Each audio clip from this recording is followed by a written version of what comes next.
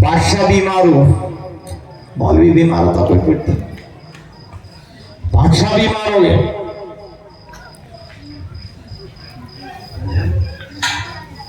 और वज़रा थे, उन्होंने कहा फौरन इलाज। उस जमाने में ये मेडिकल सर्जन तो थे नहीं, सब यूनानी दवाएं चलती थी। आजकल हकीम तो बेचारा नजर ही नहीं आता था।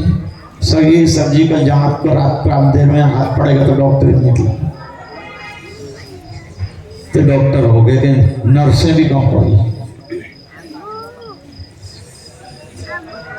अब जो है वो यूनानी तबीब को लाए, उसने खरोच के ऊपर दवा पीसना का, तुमको डेंजर बीमारी। एक वजीर ने कहा कि कोई दमदुरूद वाले मौलाना को भी ले आओ। हाकिम ने कहा इसमें क्या होगा, इसको जब बीमारी बादशाह को है तो दवा तो खानी है। बादशाह भी मरता क्या ना करता, उसने कहा कि बुला लो ना, जब सभी जा रहे थे वो भी आते, बुला लो मौलाना को, वो भी दम करेंगे। मौलाना आए, दम करना शुरू किया, तो फिर हकीम साहब ने कहा तुम्हारे दम से क्या होगा, तो मौलाना ने कहा कि तू गए, क्या कहा, तू तो बेवकूफ गधा है। बादशाह तो सुन रहा था, हकीम बहुत बिगड़ गया।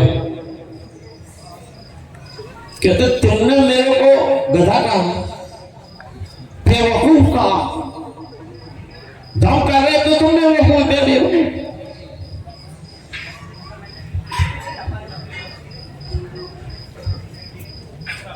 अब हकीम साहब की आंखों के अंदर भी सुर्खी आ गई,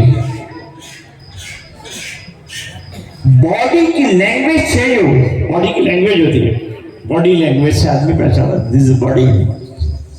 गुस्से होता है तो बॉडी लैंग्वेज और होती है ना, और खुश होता है तो बॉडी लैंग्वेज और। हकीम साहब ने जब देखा कि जबान बदल गई, बोलना बदल गया, आंखें बदल गई, नकलो हरकत बदल गई, तो हकीम साहब ने कहा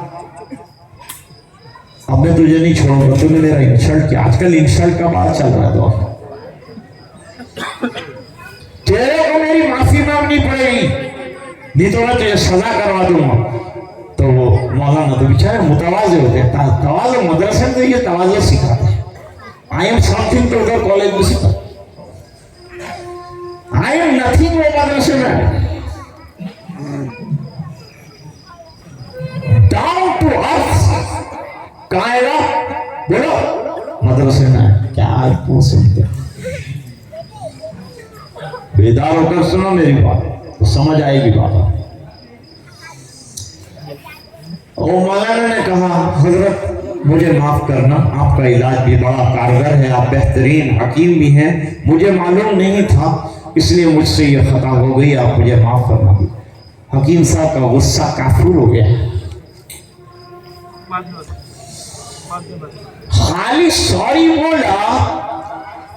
वहां अंग्रेजों के यहाँ 2 लफ्ज 3 लफ्ज चलते, sorry, thank you, bye bye, 3 लफ्जों पर अंग्रेजी टिकी हुई है।